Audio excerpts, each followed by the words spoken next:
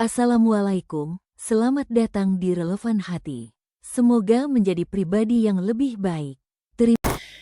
Kita pada kesempatan ini akan melanjutkan pembahasan tematik. Jadi kita masih melanjutkan pembahasan yang waktu lalu belum selesai kita kaji. Sebagai bentuk refreshing dan sebagai bentuk penyegaran. Dari perjalanan panjang kita membahas 40 Rabbana yang sudah kita bahas selama beberapa tahun. Kita akan memberikan materi tematik supaya memberikan penyegaran. Nanti materi tematik ini selesai, baru kita kembali kepada materi 40 Rabbana yang insya Allah kita selesaikan. Semoga menambah rasa khusyuk kita di dalam kita berdoa. Materi kita pekan lalu kalau tidak salah yaitu materi tentang masalah keluarga. Kenapa masalah keluarga ini menjadi salah satu materi yang cukup penting kita hadirkan menjadi materi penyegaran untuk kita. Karena masalah keluarga itu bukan masalah sepele. Masalah keluarga itu masalah besar. Dan masalah keluarga itu bukan masalah yang bisa dipandang sebelah mata. Makanya musuh-musuh Islam, mereka kalau menghancurkan peradaban Islam itu dengan menghancurkan 3 peradaban atau 3 pilar. Pertama yang dihancurkan itu pilar ulamanya. Sehingga ulamanya itu saling bertikai, saling bertentang, saling bermusuhan. Dan dijadikan bagaimana dibunuh karakternya ketika menjadi ulama. Dan ulama ketika sudah saling bertikai, sudah saling bermusuhan, akhirnya suluhnya ini menjadi hilang. Dan akhirnya gagal memberikan penerangan kepada umat. Kalau sudah dirusak ulamanya, yang dirusak berikutnya adalah rusaknya pendidikan. Sehingga akhirnya pendidikan itu dirusak. Tidak lagi bertujuan bagaimana setiap orang yang belajar mendapatkan ridhanya Allah. Tapi akhirnya sistem belajar itu direvolusi besar-besaran. Bagaimana sistem pembelajaran dan madrasah itu diarahkan supaya memenuhi kebutuhan industri. Dan akhirnya banyak laki-laki ketika mereka belajar selama 16 tahun S1. Tapi tidak tahu bagaimana menjadi seorang suami yang benar. Dan tidak tahu bagaimana beribadah kepada Allah yang benar. Kadang-kadang sekolahnya sampai 16 tahun, tapi ternyata mandi junub tidak tahu, dosa-dosa besar tidak mengerti. Karena memang pendidikan itu dirumuskan bukan untuk mengajak manusia, mengajak siswa dan siswinya beribadah yang benar kepada Allah, tetapi justru hanya memenuhi kebutuhan industri. Dan itu sangat disayangkan sekali. Dan kita kalau menjadi korbannya, semoga kita segera kembali kepada Allah. Yang ketiga yang dirusak itu adalah merusak keluarga. Makanya merusak keluarga itu merupakan salah satu pilar yang dirusak terakhir kali. Kalau ulama sudah dirusak, madrasah sudah dirusak, maka yang dirusak yang ketiga itu adalah keluarga. Supaya ketika keluarga itu bermasalah dengan banyak kasus perselingkuhan, perzinahan, dan sederet kasus yang menyertai pada setiap keluarga, misalkan kasus KDRT, akhirnya menjadikan orang itu trauma di dalam pernikahan. Orang lebih memilih zina, orang lebih memilih hubungan di luar pernikahan, daripada terikat dalam pernikahan tetapi justru memberikan traumatik pada kehidupan pernikahan. Dan itu akan menjadi bom waktu yang luar biasa. Kalau anak-anak itu dilahirkan dari perzinahan, dan anak-anak menyaksikan pertengkaran setiap waktu dari bapak dan ibunya, maka kita tidak bisa mengharapkan satu generasi bisa memikul umat yang begitu besar ketika mereka lahir dari keluarga yang berantakan. Dan inilah yang menjadikan kita sekali lagi harus memandang dan harus mengetahui masalah keluarga itu bukan masalah sepele tetapi masalah besar. Makanya kemarin saya menyampaikan kepada kita semuanya, Bapak dan Ibu. Saya kemarin menyampaikan salah satu takdir terbesar kehidupan manusia itu menikah. Karena siapapun perempuan yang kita nikahi, maka dia bukan perempuan biasa. Tapi siapapun perempuan yang kita nikahi, maka namanya tergores untuk kita 50.000 tahun sebelum Allah menciptakan langit dan bumi. Dan siapapun laki-laki yang menikahi seorang wanita, dia bukan laki-laki biasa. Tapi dia merupakan laki-laki yang digoreskan namanya 50.000 tahun sebelum Allah menciptakan langit dan bumi. Supaya kita paham, jangan dianggap remeh. Pernikahan itu hanya akad untuk menghalalkan hubungan biologis. Tapi pernikahan itu urusan besar. Dan pernikahan itu merupakan salah satu takdir terbesar pada kehidupan manusia. Maka itulah yang disebut dengan pernikahan. Tidak berlebihan kalau Rasulullah Shallallahu Alaihi Wasallam sampai menempatkan dan memposisikan pernikahan itu separuh agama, sehingga Nabi sampai beliau bersabda, "Idza tazawwajal abdu faqad istakmalal iman." Sesungguhnya bagaimana seseorang itu kalau dia sudah menikah, dia telah sempurna separuhnya. Falyattaqillaha finisfil baqi, dan bagaimana dia bertakwa pada separuh yang lainnya. Karena pada dasarnya sedahsyat itulah yang dinamakan sebuah pernikahan yang membentuk arti sebuah keluarga. Makanya kata Imam Qurtubi, beliau mengatakan laisa hunaka syai'un aqarru li'ainil bashar illa yajidu auladahu muti'ina lillahi azza wa jalla. Kamu tidak pernah dapatkan satu perkara yang paling menenangkan kalau kita hidup lalu beranjak tua, tidak ada yang paling menenangkan untuk kita kecuali ketika kita mendapati keluarga kita satu nada, satu frekuensi dengan kita menuju kepada Allah. Karena ketenangan yang kita dapatkan ketika Bapak menjadi presdir, ketika Bapak menjadi menteri, ketenangannya tidak akan sama dengan ketenangan yang didapatkan ketika seseorang mendapatkan qurrata ayun dan keluarga yang sakinah di dalam rumahnya. Wanita tidak akan pernah mampu merasakan ketenangan kecuali ketenangan bersama keluarganya, karena itu merupakan puncak ketenangan pada kehidupan manusia setelah ketenangan mereka beribadah kepada Allah. Itulah ketenangan. Makanya ketika kita memahami ini, mari kita sama-sama kita belajar apa yang harus kita lakukan di dalam pernikahan kita supaya pernikahan ini betul-betul kita mengerti setiap petunjuknya dan kita mengerti apa yang harus kita lakukan supaya kita tidak terperosok kepada jurang kerusakan di dalam pernikahan kita. Karena tidaklah sebuah pernikahan sampai membentur tembok, sampai terjadinya banyak masalah, kecuali itu merupakan perkara yang paling banyak menoreh luka pada kehidupan manusia. Dan kita harus ingat Pak, orang yang bertakwa saja belum tentu mereka mampu mempertahankan kehidupan rumah tangganya, apalagi ketika kita tidak bertakwa. Karena sesungguhnya pernikahan itu unik, tidak bisa dipandang sebelah mata, tetapi sangat mempengaruhi kualitas kehidupan kita. Makanya anak-anak kita Pak, kalau melihat orang tuanya sering rukun, maka dia tenang dan dia mampu untuk belajar dengan kondisi tenang dan mampu melejitkan potensinya. Dibandingkan dengan anak yang terlalu banyak melihat pertengkaran yang terjadi di antara orang tuanya. Kalau ada anak melihat pertengkaran orang tuanya, lalu sampai menjadi anak broken home, biasanya dia tidak selesai dengan dirinya. Karena dia terlalu banyak melihat pertengkaran, terlalu banyak mendengar kilat dan halilintar gemuruhnya di dalam rumah tangga, dan akhirnya dia tidak mampu menjadi orang yang berkualitas. Disebabkan urusan basic dia pada kehidupan mendapatkan ketenangan di dalam kehidupan rumah tangga dari bapak dan ibunya, dia tidak dapatkan. Makanya perkataan para ulama itu indah betul. Tidak ada ulama, tidak ada pahlawan, tidak ada pahlawan besar yang menggoreskan berbagai macam jasa di dalam kehidupan manusia, terutama bagi peradaban Islam, kecuali para pahlawan Islam itu selalu lahir dari keluarga qurrata ayun. Bapak sebutkan nama ulama dari Salahuddin Al-Ayyubi dan semuanya, Muhammad Al-Fatih sekalipun. Maka sesungguhnya itu hanyalah lahir dari keluarga yang qurrata ayun. Dari keluarga qurrata ayun, anaknya qurrata ayun. Kalau anak sudah qurrata ayun, maka disitulah mereka akan menjadi lil muttaqina imama. Dan ini menjadi sebuah hajat dan kebutuhan kita. Siapa yang tidak berhajat kepada ketenangan di dalam masalah rumah tangga? Sekarang mari kita bedah Pak, bareng-bareng. Karena ini merupakan perkara yang juga sama, saya juga pelajari. Dan semoga ini juga menjadi nasihat untuk kami. Karena tidak ada senioritas di dalam pernikahan. Ada yang 5 tahun menikah, belum tentu 10 tahun setelah itu dia mampu melewati setiap ujian.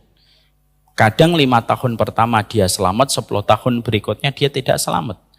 Ada yang menikah 10 tahun, tapi belum jaminan bahwasanya 15 tahun berikutnya dia selamat. Dan belum tentu pernikahannya dalam kondisi aman setelah 15 tahun.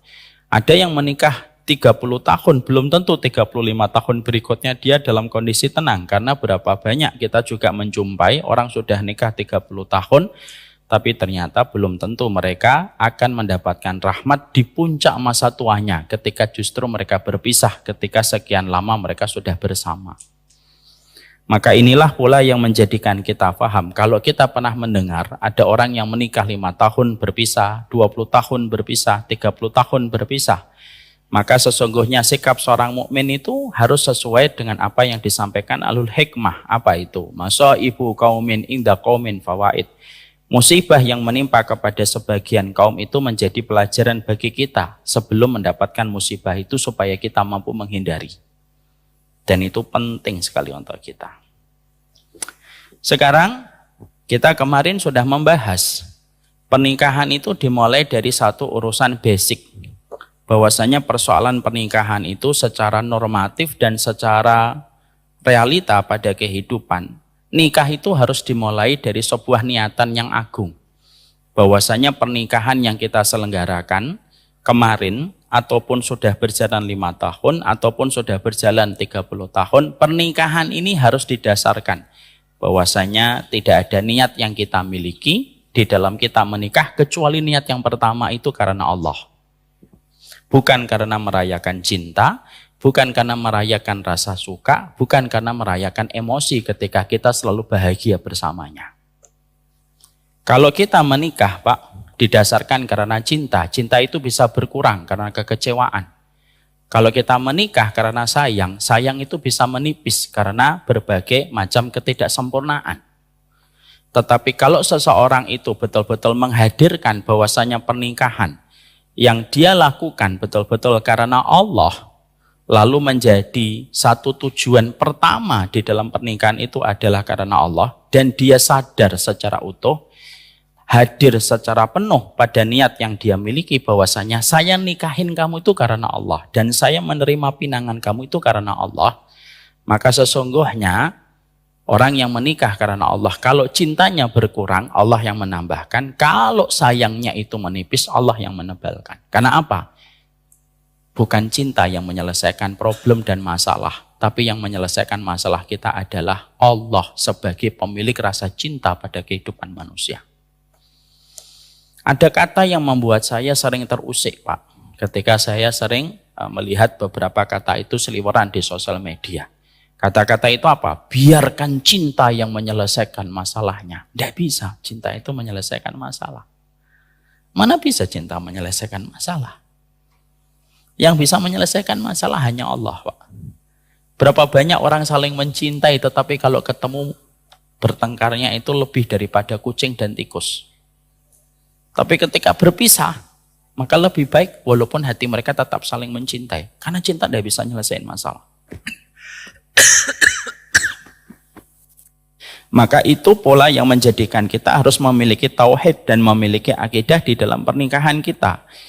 Wujud akidah kita itu apa? Nikahnya itu karena Allah. Dan ketika kita menikah karena Allah, walaupun ini terkesan normatif dan agak teoritis, tapi begitulah. Sejatinya ilmu dan petunjuk yang kita baca dari semua wejangan dan nasihat para ulama, kalau menasihati orang menikah itu pertama kali harus benar niatnya karena Allah. Kenapa masalah niat itu menjadi masalah yang sering sekali diingatkan dan diributkan dalam tanda petik di dalam kehidupan pernikahan manusia yang beriman? Karena kita punya Rabb yang paling peduli tentang masalah niat. Dan sesungguhnya siapapun yang sudah meletakkan niatnya bukan karena Allah, maaf, biasanya perkara itulah yang akan menyiksa dia ketika dia meletakkan tujuan lagi bukan karena Allah. Siapapun yang dia menikah karena kehormatan, dia akan diuji oleh Allah dengan kehormatan. Karena kehormatan itu dijadikan tujuan baginya ketika menikah dan bukan untuk Allah. Siapa yang menikah karena kecantikan dan ketampanan, biasanya kecantikan dan ketampanan itulah yang akan menguji dia dalam hidupnya. Ketika dia telah menetapkan itu menjadi tujuan, mengalahkan tujuan yang dia berikan harusnya kepada Allah. Makanya betul kata Sufyan bin Uyainah. Satu pekan lalu saya pernah menyampaikan, mang dahaba ilal izzi ubtuliya bidzulli wa man dahaba ilal mali ubtuliya bil faqri. Sufyan bin Uyainah itu mengingatkan kita, Pak, mengingatkan saya, mengingatkan Bapak Ibu. Siapapun yang menikah karena harta akan diuji dengan kefakiran dan dia tidak akan pernah merasa cukup. Dan siapapun yang menikah karena kehormatan, maka dia akan hina di dalam hatinya dan tidak akan pernah merasa terpandang di dalam hidupnya. Sehingga akhirnya ini urusan basic. Sehingga akhirnya ketika kita menjumpai di dalam kehidupan pernikahan itu, tauhidnya itu menjadi landasan yang pertama, akidah itu menjadi landasan utama. Sehingga akhirnya ini mengingatkan kembali kepada kita sekali lagi. Siapapun yang menetapkan tujuan selain bukan karena Allah, maka tujuan itu tidak akan pernah memberikan kepadanya kekuatan dan energi. Tapi siapapun yang pergi kepada Allah, maka sesungguhnya dia tidak akan pernah kecewa di dalam kehidupannya. Sekarang mari kita bedah Pak, bareng-bareng. Konsekuensi ketika kita diperintahkan menikah itu karena Allah, bukan karena rasa cinta, bukan pula karena rasa sayang, tetapi karena Allah. Konsekuensinya apa dari poin pertama ini? Maka setidaknya ada sekitar 6 konsekuensi kalau kita telah menetapkan pernikahan kita semata-mata karena Allah. Dan masing-masing dari kita akan terevaluasi dengan 6 poin ini. Saya terevaluasi dengan 6 poin ini, Bapak juga terevaluasi, Ibu juga terevaluasi dengan 6 poin ini. Karena siapapun yang telah mendapati 6 perkara ini, 6 poin ini di dalam pernikahannya, maka dia bisa menghibur dirinya. Fix dan confirm, pernikahan itu telah didasarkan kepada Allah.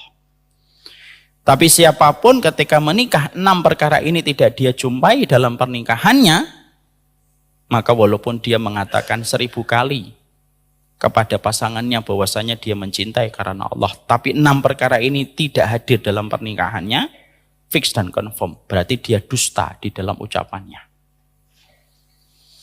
Mari kita bahas apa konsekuensi 6 ketika kita mendapati pernikahan kita semata-mata karena Allah.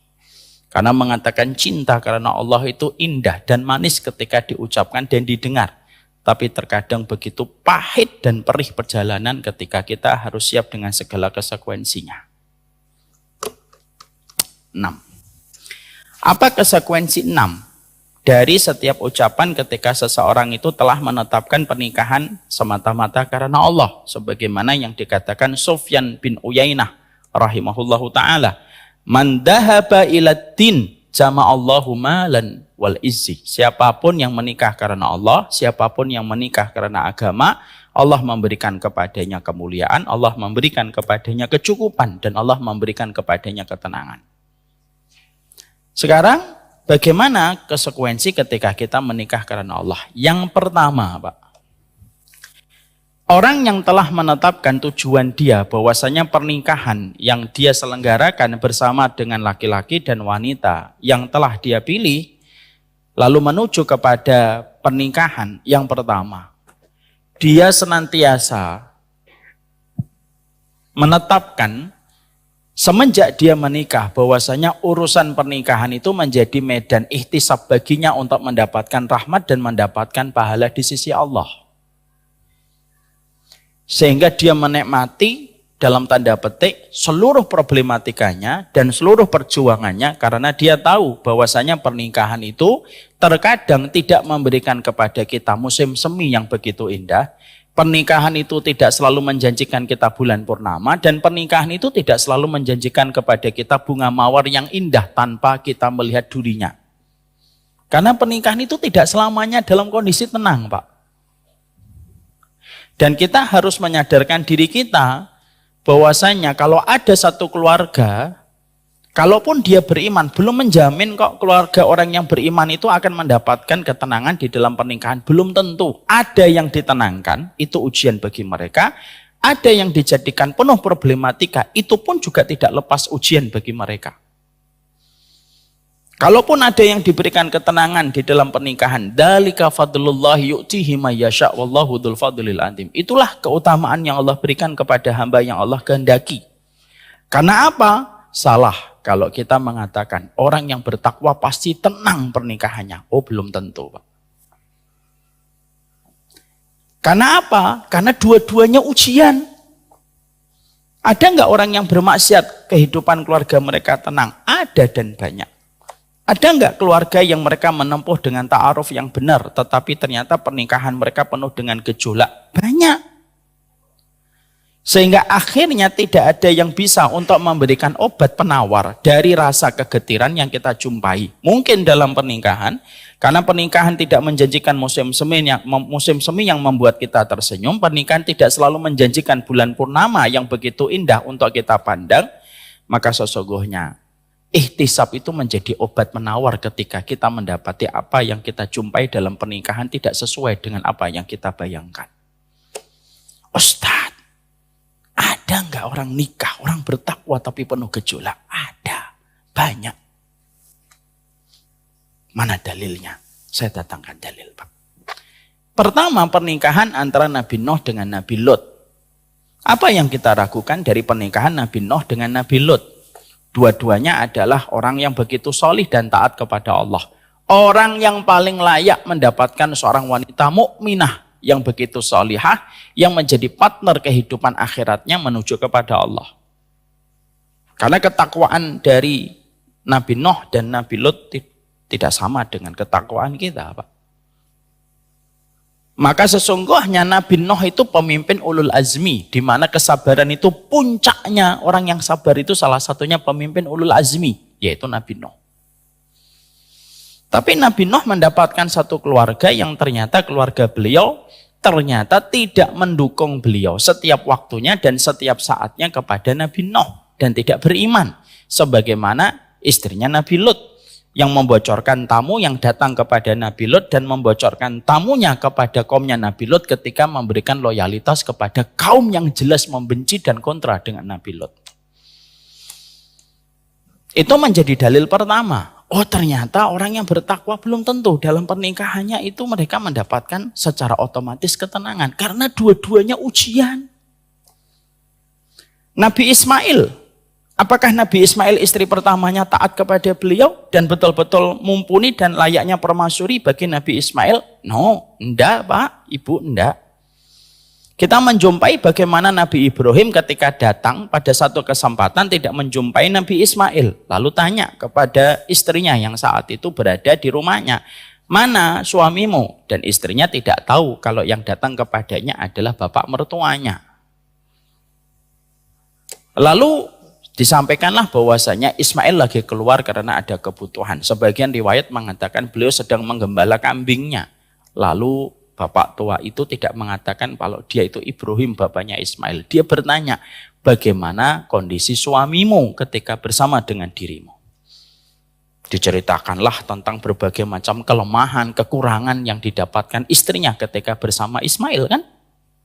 Padahal kan kita harusnya mikir, loh istrinya Nabi. Yang ketika usia 9 tahun sudah dipuji oleh Allah ketika menerima perintah taat tanpa syarat, patuh tanpa taat tanpa tapi patuh tanpa syarat. Ketika disuruh untuk disembelih, dia yang mengkuatkan bapaknya. Sudah Pak, lakukan ya abati fa'al ma tu'mar. Sudah Pak, kerjain apa yang Allah perintahkan kepada dirimu. Kamu akan mendapati aku sebagai orang yang sabar. Tapi ternyata ketika beliau menikah yang pertama, beliau mendapatkan seorang istri yang begitu menjadi seorang istri yang begitu mengingat keburukan dan kekurangan dari seorang Ismail alaihi salam. Apa yang dikatakan oleh Ibrahim kepada wanita itu? Beliau mengatakan, Bapak dan Ibu pasti sudah tahu, ganti palang pintunya. Dan akhirnya Nabi Ismail mengganti palang pintunya atau tidak? Mengganti palang pintunya, artinya istrinya diganti, diceraikan lalu menikah lagi dengan yang kedua. Dan yang kedua ini ternyata jauh lebih baik daripada yang pertama.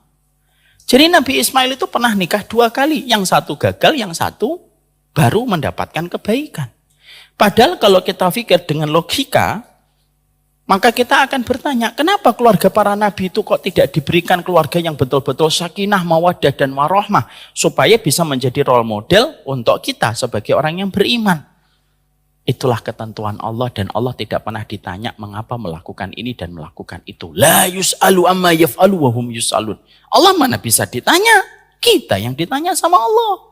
Itu kehendaknya Allah. Kita mendapati pula Pak, dalil yang ketiga bahwasanya belum tentu orang yang bertakwa itu langsung otomatis mendapatkan ketenangan di dalam kehidupan rumah tangga. Tanpa kita boleh mengaibkan kalau ada orang yang bertakwa tiba-tiba mendapatkan masalah pada keluarganya. Yang ketiga dalilnya adalah ketika kita menjumpai ada seorang anak angkatnya Nabi Zaid. Zaid itu Pak, saking solihnya namanya ada di dalam Al-Quran. Seorang sahabat yang pernah mau diangkat oleh Nabi Muhammad menjadi anak angkatnya. Dan hampir-hampir Nabi mengganti nasabnya dengan Zaid bin Muhammad ketika ditegur sama Allah, baru digagalkan dan diurungkan niat itu. Nikah dengan wanita solehah yang bernama Zainab, yang kelak di masa mendatang akan nikah dengan Rasulullah. Kan berarti tidak main-main. Karena yang memilihkan Zainab untuk Nabi itu Allah langsung. Zainab itu kalau sedang berbangga-bangga dengan para istrinya Nabi, kalau Ibunda Aisyah itu kan berbangganya apa? Berbangga bukan sombong, tapi menyebutkan apa? Yang nikmat yang mereka dapatkan dari Allah. Ibunda Aisyah itu apa? Saya adalah orang yang dibersihkan tuduhan yang mengarah kepada diriku, dan yang membersihkannya adalah Allah langsung dari arasnya. Itu kalau Ibunda Aisyah. Kalau Ibunda Zainab enggak. Saya adalah wanita yang perintah nikahnya turun dari langit yang ketujuh. Itu Ibunda Zainab. Wanita main-main atau wanita setengah main-main, Pak? Wanita serius. Nikah, Pak, dengan Zaid. Yang satu bertakwa, yang satu bertakwa nikah. Tidak cocok, Pak. Karena yang satu dari kalangan budak, yang satu dari kalangan keluarga yang memiliki kemuliaan nasab. Latar belakang yang beda, culture yang beda itu mempengaruhi dalam ketenangan keluarga. Dan akhirnya apa? Pisah. Zaid nikah dengan Ummu Aiman, Zainab dinikahi oleh Rasulullah Shallallahu Alaihi Wasallam. Kalau kita berkata bahwasanya orang yang bertakwa itu pasti langsung mendapatkan seorang pasangan yang betul-betul baik, solih dan solihah untuk dia, belum tentu. Karena dunia ini adalah lembaran ujian yang terkadang kita diuji itu ya dari keluarga terdekat kita yang telah kita pilih menjadi keluarga kita. Itu yang ketiga. Yang keempat dalilnya, Munggis dengan Barirah. Bapak tahu namanya Munggis dan Barirah? Insya Allah tidak tahu, saya ceritakanlah Bang Gusten. Munggis itu seorang sahabat. Barirah itu seorang sahabat wanita dan dia budaknya Ibunda Aisyah. Ya, ketika akhirnya Barirah itu mampu membayar dirinya untuk merdeka, maka dia merdeka lebih dulu daripada Munggis. Dalam hukum fikih, dalam masalah perbudakan, al-itqu, kalau ada seorang budak, yang satunya kalau ada budak menikah, yang satunya merdeka, maka dia boleh memutuskan hubungan pernikahannya dan itu tidak dosa. Ketika Barirah itu sudah merdeka, Munggis masih menjadi budak. Maka perkara pertama yang dilakukan oleh Barirah adalah, saya tidak mau melanjutkan pernikahan dengan Munggis. Dia wanita merdeka, boleh dalam hukum Islam begitu. Ketika Munggis mendapati sang istri setelah merdeka justru memutuskan ikatan pernikahan mereka, Munggis itu sedih, Pak. Saking sedihnya tuh kemana-mana gitu, ngikutin Barirah. Bukan hanya sekedar mengikutin, setiap melihat langkahnya Barirah itu dia nangis. Dan tangisannya membasahi jenggotnya Munggis, Pak. Lah jenggotnya orang Arab kan gak seuplek gini, Pak. Bukan sebagaimana Pak Haiban, gak ada. Maka sesungguhnya jenggotnya Munggis itu tebal, Pak. Sampai Nabi itu tidak tega, lalu memanggil Munggis. Munggis, mau nggak aku bantu supaya kamu bisa kembali sama Barirah? Mau ya Rasulullah. Ditemuin Barirah dan berkata kepada Barirah, wahai Barirah, emang kamu ndak pengen balik sama Munggis? Apa perkataan Barirah, Pak? Ini loh Pak, tauhidnya para sahabat wanita dan sahabat laki-laki. Perkataannya Barirah itu apa? Apakah engkau perintahkan aku ya Rasulullah? Kalau engkau perintahkan aku turutin. Karena ini perintahmu. Tapi kalau hanya engkau menyarankan kepadaku, kalau hanya saran dan masukan, saya tidak ingin balik kepada Munggis ya Rasulullah. Maka Nabi mengatakan, enggak, saya itu hanya syafa', saya itu hanya menolong Munggis aja kalau memang kamu berkenan. Karena Nabi tidak mau memaksa perasaan. Saya hanya membantu Munggis saja. Kalau engkau tidak memberikan perintah ya Rasulullah, saya tidak ingin balik kepada Munggis. Dan Mughis itu di dalam sisa hidupnya itu Pak, dia terus sedih memikirkan Barirah yang tidak lagi mau bersama dengan dirinya. Ibarat kata Pak, setiap melihat Barirah lewat, hatinya perih. Masya Allah. Hatinya perih. Padahal ini dua-duanya orang yang dikenal di dalam sejarah. Ini menunjukkan lagi kepada kita bahwasanya tidak serta-merta kalau kamu bertakwa itu secara otomatis kamu langsung mendapatkan mulus. Pernikahanmu nanti dalam kondisi langsung tenang. Istrimu langsung taat.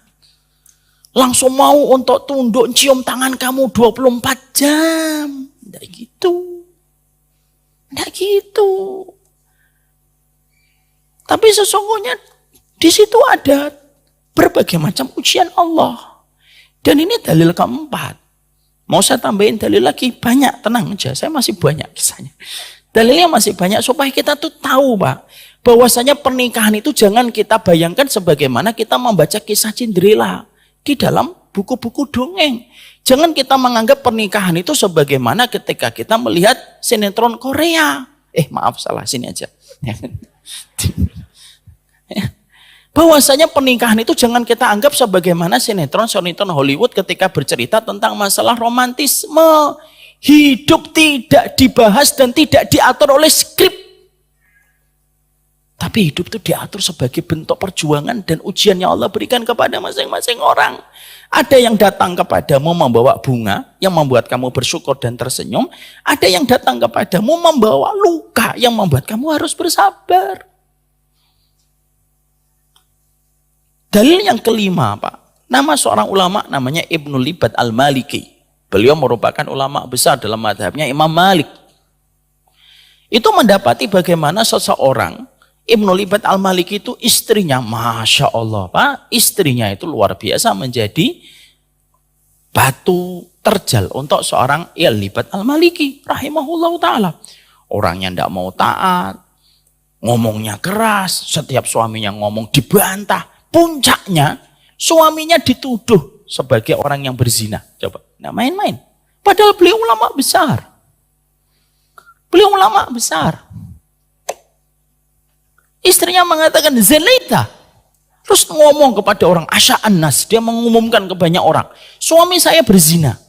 Coba. Dengan budak saya. Gitu. Tidak main-main kan Pak. Tapi apa yang terjadi kepada Libat Al-Maliki ketika orang mengatakan kepada beliau tentang perihal istrinya, kondisi istrinya semacam ini, bagaimana keluhan istrinya itu semacam itu. Apa yang dikatakan oleh Ibnu Libat Al-Maliki rahimahullahu ta'ala. Kullu mu'minin mihnatun wa mihnati zaujati. Setiap orang mukmin itu dapat ujian dari Allah. Lah takdir ujianku itu yo istriku. Coba Pak. Ya takdir ujianku ya istriku itu, sudah. Dan itu dirasakan oleh Somna oleh Libat Al-Maliki itu apa? Tidak sebagai bagian bahwasanya dia dibenci oleh Allah, enggak. Para ulama salaf itu tahu betul bahwasanya di dalam pernikahan mereka itu terkadang mereka akan mendapatkan ujian yang bernama istri mereka. Sehingga ketika mereka memiliki sikap ilmu yang semacam itu, yang menjadikan mereka begitu lapang, lalu ketika mereka menikah, lalu memiliki ihtisab, mereka mengharapkan itu semata-mata karena Allah. Dalam setiap persoalan pernikahan yang terkadang tidak sesuai dengan apa yang mereka bayangkan. Sibawayh Pak, Bapak Ibu tahu Sibawayh, ulama besar. Sibawayh itu ulama besar dalam nahwu. Loh istrinya itu pencemburu berat Pak. Padahal Sibawayh itu nggak pernah ngapa-ngapain sama perempuan. Ganjen sama perempuan juga nggak pernah. Ulama besar beliau itu. Kalau Bapak dan Ibu pelajari nahwu, nanti Ibu dan Bapak akan temu yang namanya ulama Sibawayh rahimahullahu ta'ala. Loh istrinya itu pencemburu berat. Dan pencemburunya itu apa? Karena Sibawayh itu nggak pernah laki-laki yang taat, bertakwa, nggak pernah ganjen sama perempuan.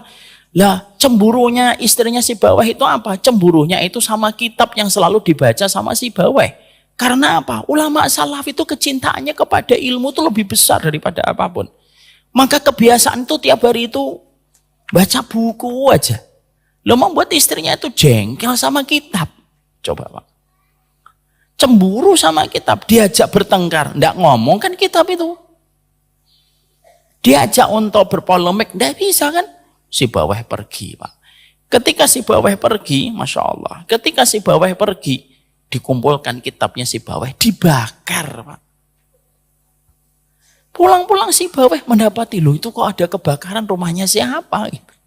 Lah rumahnya beliau, Pak. Loh kitabnya itu dibakar sama istrinya. Nanti maaf ya ibu-ibu, jangan dijadikan sebagai dalil. Saya kayak gini tuh masih mending daripada istrinya si Baweh, enggak juga gitu. Tapi di situ kita mendapati bahwasanya istrinya si Baweh itu dalam kondisi sudah separah itu. Dibakar itu kitabnya si Baweh sampai si Baweh terpancing emosinya dan akhirnya beliau menceraikan istrinya. Padahal beliau ulama besar. Hari ini Qawaid Nahwiyah itu lahir dari kecerdasan seorang si Baweh dalam masalah syair, dalam masalah tata letak irama dan tata letak syair di dalam bahasa Arab. Itu si Baweh. Dan itu ujian beliau. Ada pula kita jumpai ada seorang yang ulama besar, Pak. Yaitu qurra'nya Mesir, namanya Utsman Al-Hattab rahimahullah ta'ala. Loh, Utsman Al-Hattab ini ulama besar. Gurunya para qurra'. Qurra' itu orang yang membaca Quran. Beliau itu imamnya qurra' di Mesir. Imamnya qurra' di Mesir.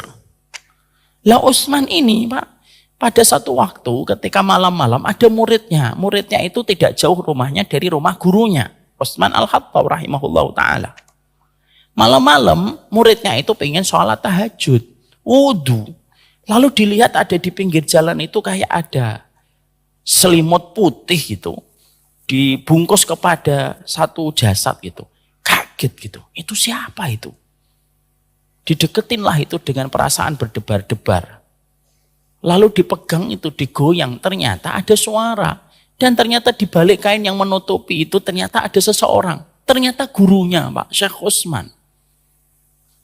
Lalu Syekh Utsman itu ditanya sama muridnya, wahai guru kami, ngapain kamu tidur di pinggir jalan? Gurunya berkata, istriku ngusir aku dari rumah. Lalu nyuruh aku tidur di pinggir jalan. Coba. Ini. Jadi apa yang kita dapatkan dari kisah-kisah ini kalau diceritakan, masih banyak. Bagaimana kesabaran para ulama ini. Tapi di sini memberi arti kepada kita bahwasanya tidak selamanya orang yang bertakwa itu secara otomatis mereka mendapatkan sebuah ketenangan. Ada yang diberikan langsung ketenangan, itu ujian baginya untuk bersyukur. Ada yang diberikan oleh Allah dengan ujian dan guncangan. Itu pun juga ujian bagi Allah untuk melihat bagaimana batas kesabaran. Dan kita tidak bisa, Pak, untuk menilai dan menjudge kehidupan rumah tangga orang lain. Ini orang takwa kok, keluarganya kayak gitu. Bisa jadi orang itu sudah nangis di atas sajadah sampai sajadahnya basah. Tapi apalah hati, namanya keluarga itu yang menggenggam urusannya Allah kok. Bukan yang menggenggam kita. Kita hanya berikhtiar semaksimal mungkin di dalam proses kita ketika menikah. Selebihnya hidup ini mengikuti aturan Allah karena hidup terkadang tidak bertiup sesuai dengan kehendak kita. Tapi terkadang hidup itu bertiup sesuai dengan apa yang Allah tetapkan pada garis kehidupan manusia. Sehingga akhirnya itu yang menjadikan kita paham. Ihtisab itu penting. Ihtisab itu apa sih Ustadz? Ihtisab itu adalah perasaan kita mengharapkan pahala. Di balik ketidaknyamanan apapun yang kita jumpai di dalam pernikahan. Itu namanya ihtisab. Kita mendapati, kita merasa saya sudah jadi laki-laki yang family man. Berusaha untuk memberikan apapun untuk keluarga kita. Tapi ternyata feedback dari keluarga ternyata tidak sesuai dengan apa yang kita harusnya dapatkan. Itulah di situ ada ihtisab. Ada seorang istri yang merasa sudah memberikan keturunan, memberikan anak kepada sang suami. Tapi kok tega-teganya sang suami akhirnya melakukan perselingkuhan dan akhirnya misalkan menyebabkan KDRT. Disitulah ihtisab, Pak. Karena apa? Di dalam pernikahan itu disebut ibadah karena tidak ada yang kita lakukan di dalam pernikahan kecuali semata-mata untuk mengharapkan pahala di sisi Allah. Dan kita tidak bisa mengharapkan seluruh kesempurnaan. Bisa nggak kita mendapatkan kesempurnaan? Tidak bisa. Man talaba zawjan bila aibin bagia bila zawjin. Wa man talaba zawjatan bila aibin bagia bila zawjatin. Kata para ulama salaf, kalau kamu mencari seorang suami tidak punya aib, sampai kamu mati kamu nggak akan mendapatkan suami. Kalau kamu mencari istri yang tidak ada aibnya dan tidak ada kekurangannya, sampai kamu mati juga kamu tidak akan mendapatkan istri. Yang ngomong bukan saya, para ulama salaf. Jadi akhirnya mengingatkan kepada kita, ketidaksempurnaan itu kita dapatkan supaya kita mendapatkan pahala kesabaran.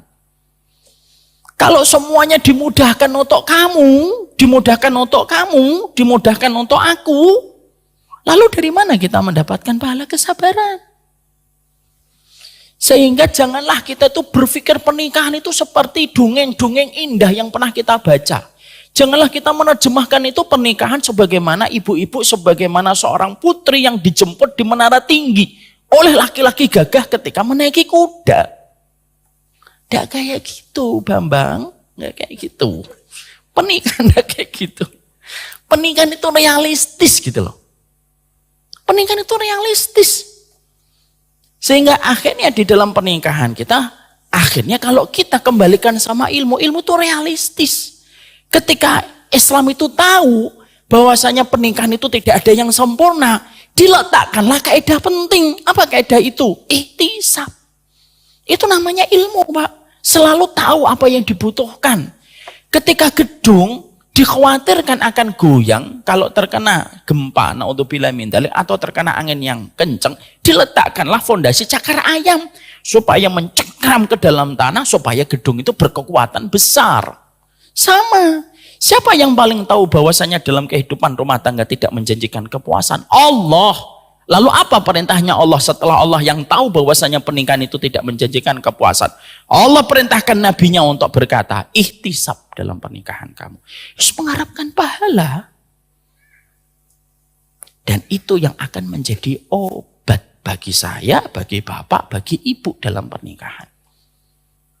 Ya, sehingga akhirnya ihtisab itu merupakan materi yang terkadang skip, terlewatkan. Kenapa? Karena orang kalau sudah kecewa itu, orang itu kalau sudah kecewa itu tidak ingat apa-apa. Padahal semuanya harus dikembalikan kepada Allah semata. Ini namanya ihtisab. Apa itu ihtisab? Mengharapkan pahala. Di balik ketidaknyamanan yang kita jumpai dalam setiap takdir, terutama takdir pernikahan. Makanya ihtisab kalau orang meninggal dunia, ihtisabnya apa, Pak? Orang misalkan kita cintai nih Pak Haiban, meninggal dunia. Moga-moga panjang umur dalam taat, Pak. Contoh, saya khawatirnya beliau deg-degan gitu. Ketika beliau meninggal dunia karena kita mencintai beliau, karena malam ini kan kita makan soto kan, belum makan soto. Sudah Isya? Oh sudah ya. Saya namanya. Maka ketika beliau meninggal dunia, kita ihtisamnya apa? Allahumma jurni fi musibati wa akhlif li khairan minha. Ya Allah, kasih saya pahala atas musibahku. Ganti yang lebih baik. Itu namanya ihtisab, Pak. Jadi terkadang kehidupan rumah tangga itu tidak selalu tentang alhamdulillah. Tapi kadang-kadang pernikahan itu tentang kehidupan ketika kita bicara astagfirullah. Jadi tidak selamanya alhamdulillah suamiku, alhamdulillah istriku. Ada saatnya kita mengucapkan alhamdulillah. Ada saatnya kita harus menarik nafas yang dalam. Lalu mengucapkan astagfirullah. Tapi kalau pas menarik nafas dalam-dalam jangan lupa mengeluarkan. Yang takutnya terganjal. Jadi disitulah kita memahami. Paham ihtisab, Pak? Apa namanya? Ihtisab.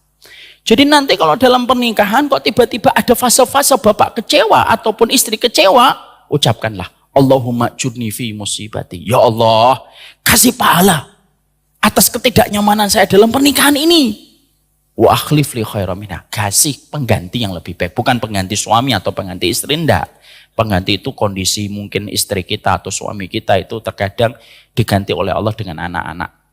Jadi setelah kita memahami bahwasanya di antara konsekuensi ketika kita menikah tidak selalu menjanjikan sebuah kepuasan dalam setiap proses seseorang yang beriman ketika menikah, Disitulah letak sebuah syariat yang bernama ihtisab diletakkan oleh Allah. Mengharapkan pahala di balik ketidaknyamanan yang kita jumpai dalam hidup, itulah nilai pahala yang terkadang sering kita tidak sadari.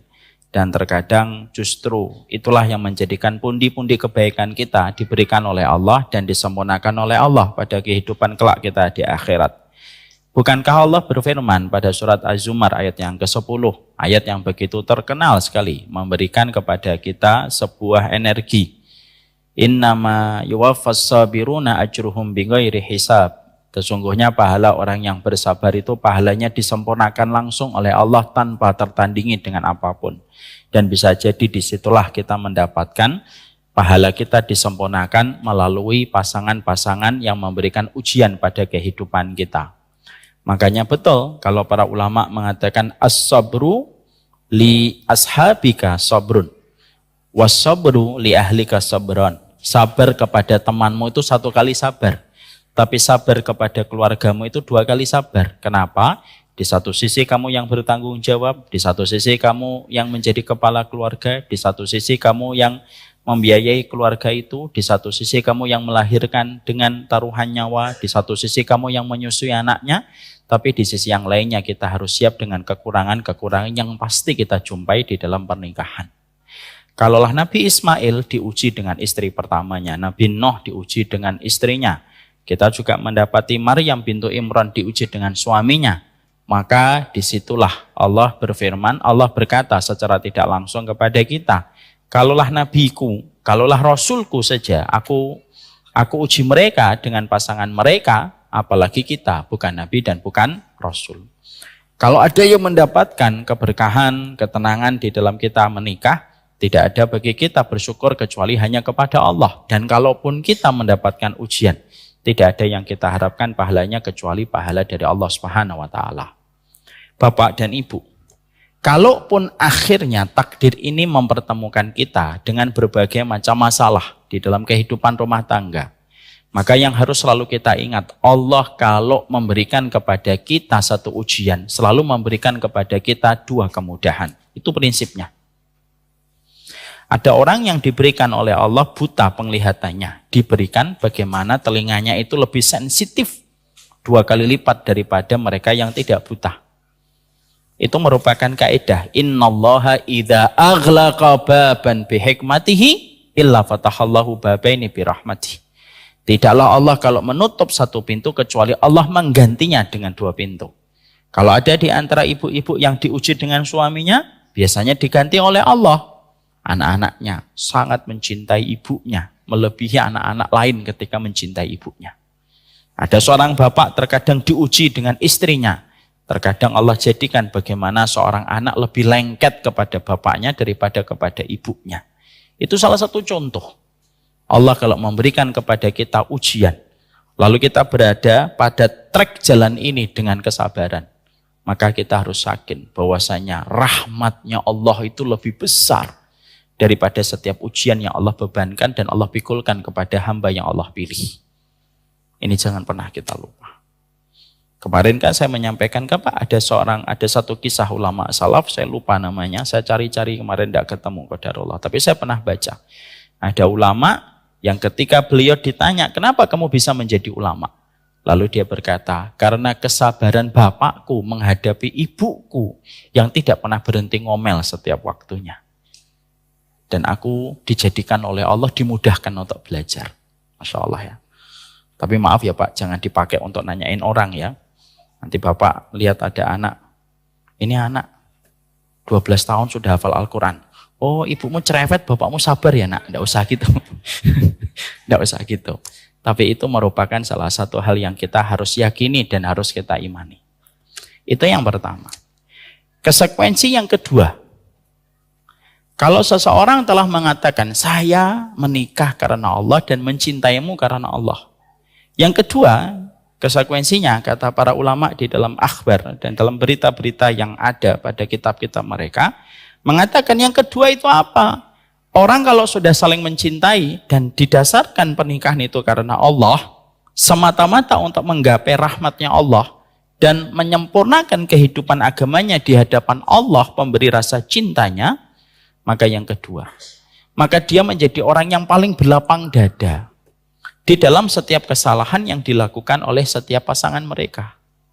Sehingga ketika dia menjadi istri, paling mudah untuk meminta maaf, karena memaafkan, karena meminta maaf tidak akan menghinakan dia, justru memuliakan kedudukannya, dan tidaklah seorang laki-laki tidak pernah merasa berat untuk meminta maaf, karena dia tahu wanita yang dia nikahi itu merupakan makhluk yang diciptakan dengan fitrah untuk bengkok. Masya Allah ya, bahasanya ulama, dahsyat betul. Jadi kalau orang laki-laki ketika dia menikah, lalu karena Allah, maka dia harus paham, kalau terjadi satu masalah, dia tidak akan pernah ego dan tidak pernah gengsi untuk meminta maaf pertama kali. Kenapa? Karena tidak ada kalah dan menang dalam pernikahan. Tidak ada kalah menang dalam pernikahan. Siapapun yang meminta maaf terlebih dahulu itu pada dasarnya adalah orang yang paling menghargai karunia nikmat pernikahan yang Allah berikan kepadanya. Lalu dia tidak mau pernikahan itu hancur karena bisikan syaitan. Dan ketika laki-laki memaafkan atau meminta maaf kepada istri, walaupun terkadang dia tidak melakukan kesalahan, tapi dia meminta maaf, mengajarkan kepada istrinya bagaimana pernikahan itu dihargai dengan proses saling meminta maaf dan memberi maaf. Disitulah kita paham. Kita mengimani perkataan Nabi bahwasanya seorang wanita itu diciptakan dalam tulang rusuk yang sudah bengkok. Terlalu keras mematahkannya, membiarkannya akan selamanya bengkok. Makanya Rasulullah mengatakan fa innal mar'ata khuliqat min dilain fa inna a'waja syai'in a'laha. Wanita itu diciptakan dari tulang rusuk yang paling bengkok, dan yang paling bengkok a'laha, atasnya. Kenapa Nabi menyebut kata yang paling bengkok itu atasnya? Padahal Nabi sudah menyebutkan tulang rusuk itu bengkok. Lalu diulangi kembali, yang paling atas, yang paling bengkok atasnya. Berarti dari tulang rusuk yang paling bengkok, dia tidak diciptakan dari semua bagian tulang rusuk. Enggak, diciptakan yang paling bengkok dari tulang rusuk. Dari mana? Atasnya. Kata Rasulullah. Dan Nabi tidak pernah berdusta. Lalu Nabi mengatakan, kalau kamu terlalu keras mematahkannya, kamu terlalu lembut, justru kamu nanti akan membiarkan dia dalam kondisi bengkok. Makanya para ulama itu ada yang ditanya, apa yang paling berat memperlakukan seorang istri? Maka mereka mengambil perkataan dari perkataan Imam Ahmad bin Hambal, Pak. Yang paling berat sama istri itu adalah, kalau aku terlalu galak, dia trauma. Tapi kalau aku terlalu lembek, maka dia menginjakku. Di tengah-tengah itu susah. Coba Pak, kalau kita di tengah-tengah itu susah Pak. Bapak di tengah-tengah di antara dua kelompok, yang satu ngomong Wahabi, yang satu gampang membid'ahkan. Susah Pak di tengah-tengah. Di satu sisi Bapak dianggap Wahabi, di satu sisi Bapak dianggap bid'ah. Udah, dedel duel kita. Nggak apa-apa, memang di tengah itu dedel duel. Sudah mati, ihtisab. Maka sesungguhnya itu pula yang didapatkan. Makanya kalau orang itu sudah menikah karena Allah, konsekuensinya itu apa? Dia menjadi laki-laki, kalau ada pertengkaran, dia menunggu istrinya meminta maaf, kok tidak kunjung minta maaf? Dia yang minta maaf, bukan karena dia salah, tapi karena dia ingin memberikan contoh kepada istrinya. Nikah itu anugerah dari Allah dan saya menjaganya. Dan saya mengimani perkataan Nabi. Ya Allah, tulang rusuk yang paling bengkok, bigain atasnya. Sebagaimana ketika seorang istri, ketika dia mengatakan, saya sudah menikah karena Allah, apa konsekuensinya? Dia menjadi wanita yang paling mudah minta maaf. Walaupun dia dalam kondisi benar, Pak. Masya Allah ya, wanita itu simpel kok masuk surga.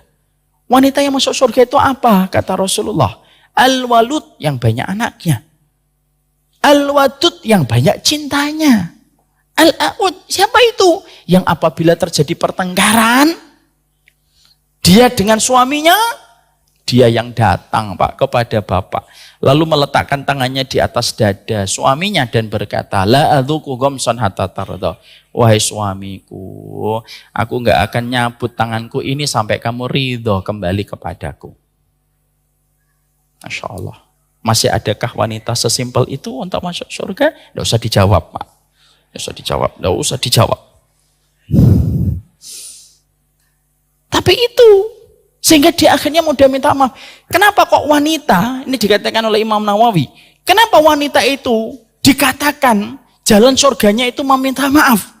Kok nggak disebutkan sholat tahajudnya panjang, jilbabnya yang panjang, sholat yang panjang, atau puasanya yang terus menerus? Kenapa nggak disebutkan Nabi oleh itu? Karena bagi wanita terkadang itu gampang, Pak. Tapi yang paling susah itu apa? Meminta maaf. Masya Allah ya. Imam Nawawi sudah ngomong itu. Sebelum hari ini sosial media membuat sosial eksperimen. Perempuan, laki-laki kalau minta maaf, maaf. Perempuan kalau minta maaf, gitu muter-muter. Itu Imam Nawawi sudah ngomong, Pak, dari dulu. Karena apa? Karena sesungguhnya wanita itulah yang nanti akan mudah meminta maaf. Karena dia tahu bahwasanya pernikahan itu anugerah yang Allah berikan kepadanya. Tapi kenapa wanita itu susah meminta maaf? Kembali kepada apa yang dikatakan oleh Imam Ibnu Katsir. Ghalabatu masyairiha. Karena perempuan itu didominasi perasaannya. Makanya perkara yang paling banyak menyebabkan wanita masuk neraka bukan zina, bukan membuka aurat, bukan karena tidak sholat, bukan. Walaupun yang saya sebutkan itu semuanya dosa besar. Tapi yang paling banyak yang memasukkan wanita ke dalam neraka, Nabi yang menyebutkan nomor pertamanya itu apa? Yang apabila suaminya telah berlaku begitu banyak kebaikan, lalu suaminya melakukan satu kesalahan. Begitu cepatnya seorang wanita itu lupa dengan kebaikan suami, dia menjadi amnesia terhadap kebaikan suami dan akuntan paling handal menghitung kekurangan suaminya dan berkata, Mali ra'aitu minka khairun qattun. Kenapa kamu jadi laki-laki kok nggak ada baiknya? Dan ternyata penyebab terbesar wanita menuju kepada kemurkaan Allah itu apa? Lisannya. Sehingga akhirnya disitulah kita mendapati wanita itu mudah meminta maaf. Maaf ya ibu-ibu, nanti jangan ada yang komen. Lihat-lihat dulu dong suaminya Ustadz.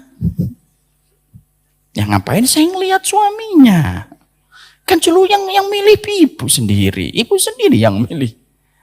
Jadi tidak bisa kita mengatakan lihat-lihat suaminya dong. Tidak bisa.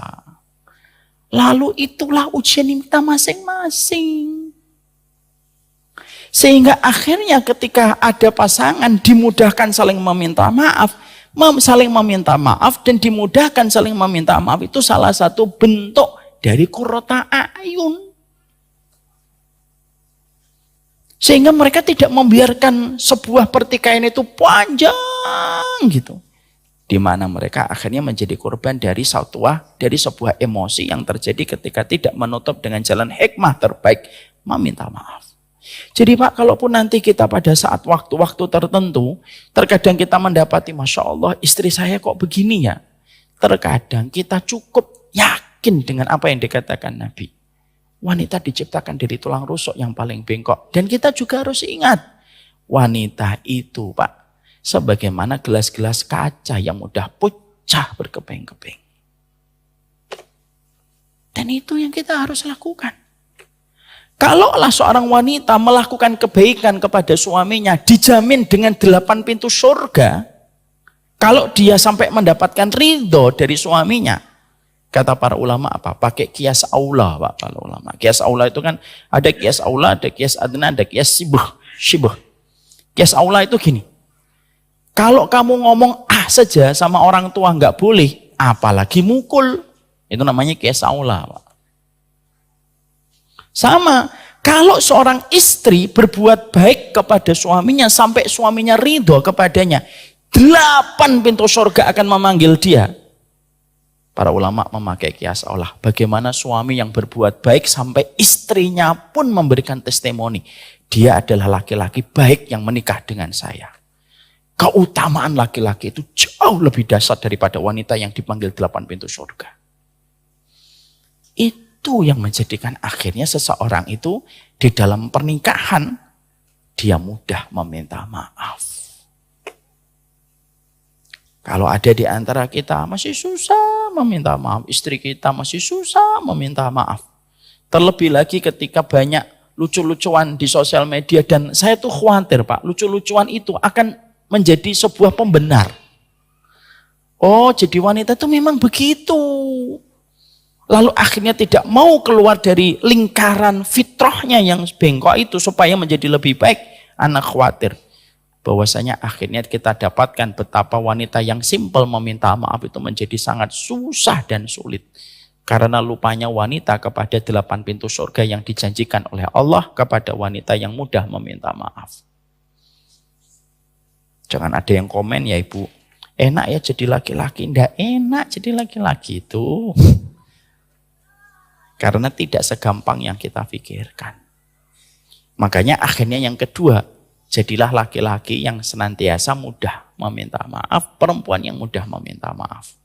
Dan saya mengingatkan Pak, ini di luar masalah, di luar tema yang disampaikan oleh para ulama, yang penting juga itu apa?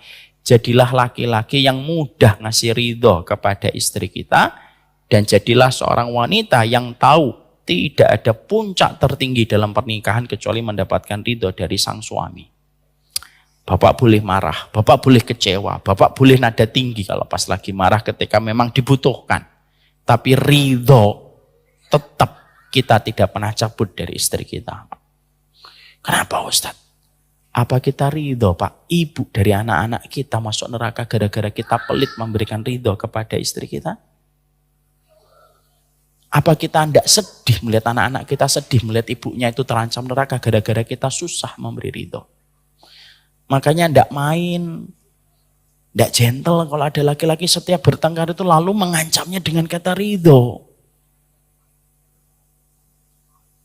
Kamu itu ya, saya tidak ridho sama kamu dunia akhirat. Ngomong kayak gitu seminggu 4 kali. Ya janganlah Pak. Janganlah. Apa yang terjadi Pak?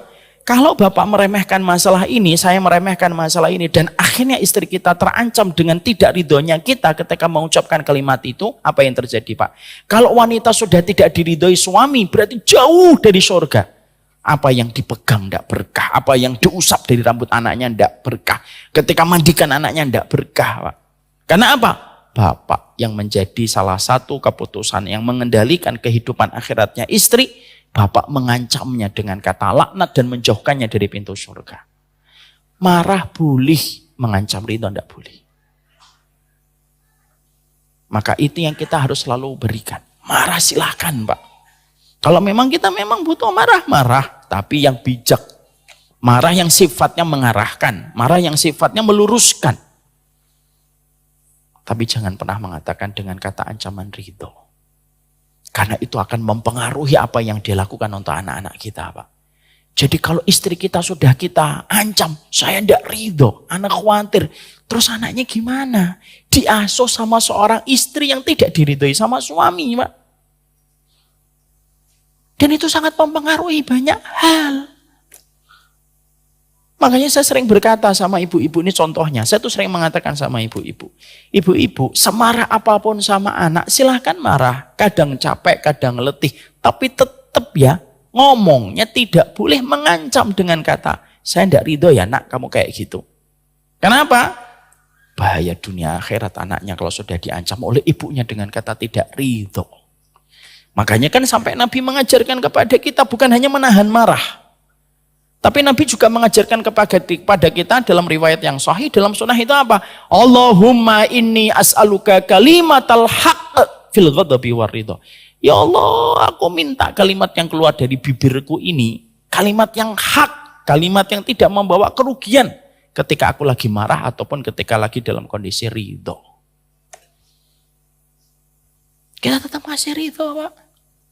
Makanya ada kisah saya dapatkan di YouTube, ada sebuah kajian syekh itu. Ada syekh itu cerita begini Pak. Saya pernah didatangin seorang wanita, lalu wanita itu menceritakan tentang kondisi kedua anaknya. Saya mau sampaikan di sini. Ini selalu menjadi pegangan saya ini. Lalu wanita itu berkata sama syekhnya, Syekh saya punya anak pertama dan yang kedua. Anak pertama dan yang kedua itu kualitasnya itu beda banget. Yang pertama itu ujian bagi kami. Masya Allah, ada aja masalah. Yang kedua itu menjadi bentuk kesyukuran kami. Kenapa kok bisa berbeda banget? Syekh itu sebagai seorang yang punya ilmu, beliau punya basirah. Beliau punya cara pandang. Beliau jawab, pertanyaannya tuh simpel Pak. Maaf, saya tanya, gimana kondisinya ibu dan suami ketika punya anak pertama? Jujur. Karena jawaban tidak akan bisa diberikan kalau tidak berangkat dari kejujuran yang bertanya. Sang istri, sang wanita itu diam dan berkata, maaf Syekh, kami itu ketika pertama kali nikah, banyak sekali pertengkaran.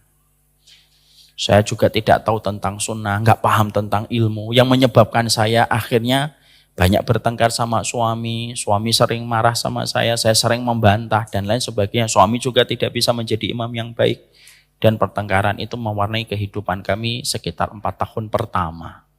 Pada saat saya memiliki anak yang pertama. Syekhnya berkata, baik. Bagaimana kondisinya ibu dan suami ketika memiliki anak yang kedua?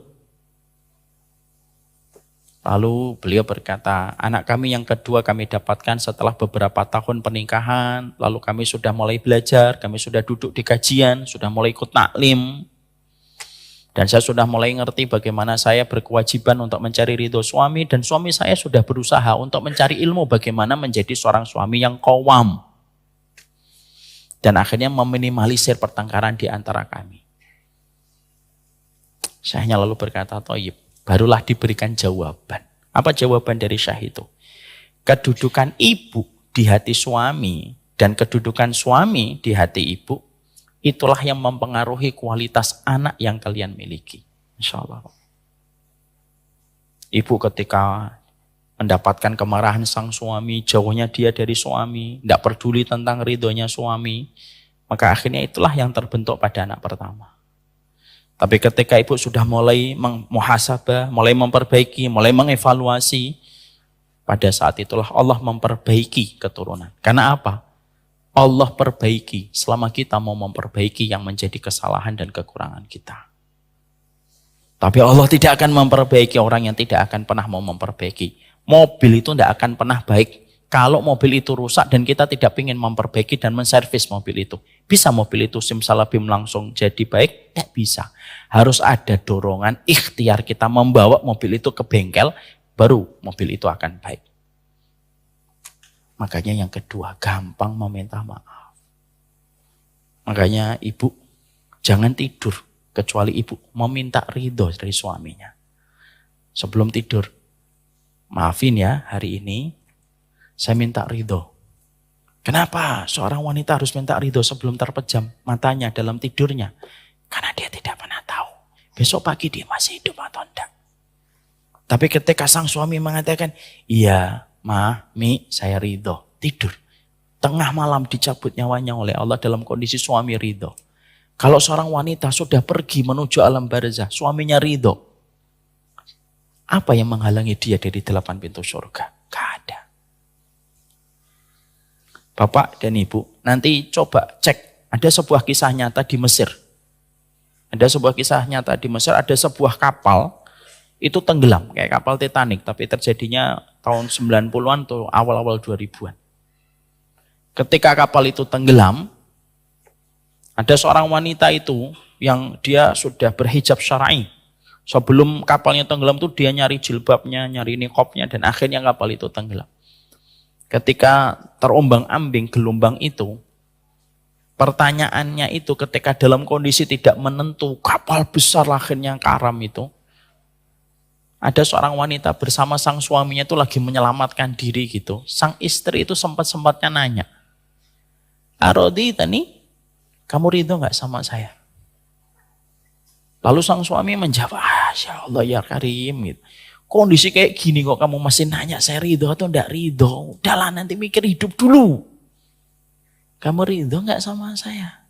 Karena itulah kebiasaan istrinya kalau malam. Ini yang menceritakan sang suami Pak. Karena nanti ujung dari kisah ini, sang suami selamat Pak. Istrinya gak selamat. Diulang lagi sama istrinya. Arodi tani, kamu ridho gak sama saya? Iya, saya ridho. Kamu adalah wanita yang baik, yang Allah takdirkan untuk menemani saya.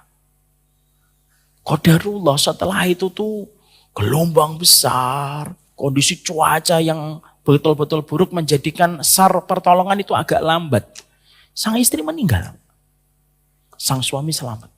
Sang suami yang menceritakan kisah nyata ini di televisi nasional dan berkata, tidak ada perkataan yang keluar dari istri saya terakhir kali ketika kami terombang-ambing dengan gelombang. Kecuali perkataannya itu ya berdasarkan kebiasaannya dia. Karena kita apa? Man asya'ala syai' mata'ala syai'. Karena kita tahu kan, orang yang terbiasa atas segala sesuatu maka dimatikan atas kebiasaan itu. Karena kebiasaannya suka nanya kepada saya, ridho enggak kamu sama saya? Itulah pertanyaan terakhir sebelum kami dipisahkan. Dan saya mengatakan kepadanya, saya ridho kepada dirimu. Baru setelah itu tidak lama berpisah dan akhirnya ditemukan istrinya sudah meninggal dunia. Itulah ridho. Makanya kita pun sebagai seorang suami mengingatkan berkali-kali, saya ridho ya. Semoga kamu senantiasa tidak pernah lupa bahwasanya kita sama-sama mencari ridhonya Allah. Ridhonya Allah kamu bersama dengan diriku. Ridhonya saya bersama ibuku. Nah ini susunannya ini kalau sudah pas. Kayak tutup ketemu botol Pak. Jangan diubah-ubah. Jangan suami nyari ridho istri. Suami nyari ridho ibunya. Istri nyari ridho suaminya. Nanti istrinya diganti sama Allah. Anak-anaknya nyari ridho kepada dia. Enak dong Ustadz, suami saya malah nyari ridho ibunya. Lah ibu kan jadi ibu juga. Toh nanti juga anak-anaknya kan nyari ridho sama ibu. Allah itu sudah adil kok. Orang yang sering protes suaminya berbuat baik sama ibunya, demi Allah. Allah akan berikan kepadanya anak yang diprotes sama pasangannya ketika berbuat baik kepada dirinya, sebagaimana dirinya dulu protes kepada pasangannya ketika pasangannya berbuat baik kepada orang tuanya. Dan ini kita harus paham. Ridho. Simple. R-I-D-H-O. Ridho. Tapi mempengaruhi banyak pada kehidupan manusia. Gampang minta maaf. Itu merupakan cermin orang yang mereka itu tahu betul bahwasanya makhluk yang Allah ciptakan kepadanya itu tidak ada yang sempurna. Man talaba zaujatan bila aibin bagia bila zaujatin. Man talaba zaujatan bila aibin bagia bila zaujatin. Siapapun yang nyari suami tanpa aib, dia tidak akan dapat suami sempurna sampai mati. Siapapun yang mencari istri tanpa aib, ya dia tidak akan mendapatkan istri sampai dia mati. Karena tidak mungkin mengharapkan itu. Kesempurnaan miliknya Nabi dan kesempurnaan itu sudah hilang bersama dengan wafatnya Rasulullah SAW. Hatta Nabi pun ya beliau mendapatkan ujian di dalam pernikahan beliau. Makanya turunnya surat At-Tolak itu merupakan surat yang melatar belakangi turbulence yang dialami keluarganya Rasulullah SAW. Sampai akhirnya beliau hampir menceraikan istri-istri beliau. Dan turunlah surat At-Tolak. Nanti dibaca tafsirnya panjang lebar oleh Imam Ibnu Katsir Al-Hafidh rahimahullahu ta'ala. Itu yang kedua. Yang ketiga, refleksi kalau orang itu sudah mencintai karena Allah itu apa? Yang ketiga, yang keempat, yang kelima, yang keenam kita bahas selanjutnya insya Allah. Pada pertemuan kita insya Allah. Pelan-pelan. Kalau belajar karena Allah, sabar. Supaya kita memahami prosesnya tidak ada yang instan. Semoga Allah berkahi pernikahan kita. Semoga Allah berkahi keluarga kita. Semoga keberkahan kita dengan pasangan kita menjadikan anak-anak kita berkah setiap waktunya dan setiap saatnya. Pak, ingat lagi, saya nggak akan bosan mengingatkan untuk saya ini. Jangan jadi laki-laki yang pelit memberikan ridho. Dan ibu-ibu harus paham, tidak ada puncak tertinggi seorang wanita. Bukan ketika dia menjadi pengusaha skincare. Enggak. Puncak tertinggi seorang wanita itu ketika dia terus berusaha mendapatkan ridho dari suaminya. Jangan malu untuk minta ridho suaminya. Setiap saatnya. Makanya maaf Pak, kalau Bapak nanti punya orang tua sudah mulai sakit-sakitan, dua. Bapak harus ingat, minta maaf, minta ridho. Bapak mendapatkan ibunya sudah sakit-sakitan, minta dua. Minta maaf kekurangan menjadi anak dan minta ridhonya. Ya, kalau ibu sudah sakit-sakitan, minta ridho dan minta maaf sama suaminya. Dua perkara itulah melapangkan barzah, menaikkan derajat manusia di hadapan rahmatnya Allah.